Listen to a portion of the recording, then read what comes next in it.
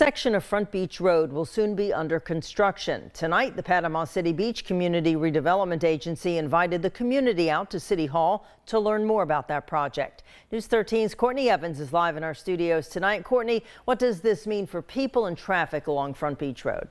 Amy, this $40+ million project will add a new sidewalk and a new bike lane. It will also mean turn lane changes between East Lowwater Drive and East Hills Road.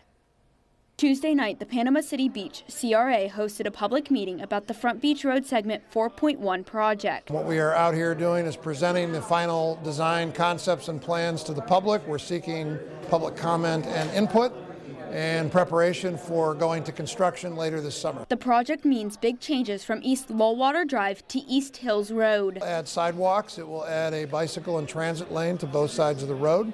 We will improve stormwater drainage. We'll have extensive landscaping, and the final important component for pedestrian safety is we'll have lighted sign crosswalks with rectangular rapid flashing beacons that will be safe for pedestrians to be able to cross the road from one side to the other to go to the beach. A local Panama City beach man says he can't wait for the improvements. I'm really excited because we have so many people walking and we have no sidewalks, we have a lot of bikers, and we have no bike lanes.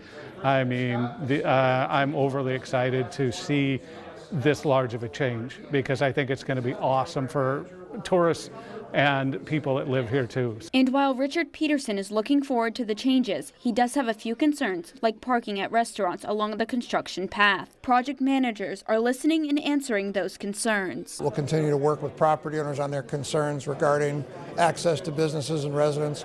We'll maintain access to businesses and residents out here at all times during construction. The project will create a new traffic pattern. Vehicles will no longer be able to turn left off of Front Beach Road onto Pier Park Drive. A traffic light will be added at West Pier Park Drive instead. They're moving the stoplight from right in front of Pier Park down where I think it's more of a dangerous intersection on West Pier Park Drive.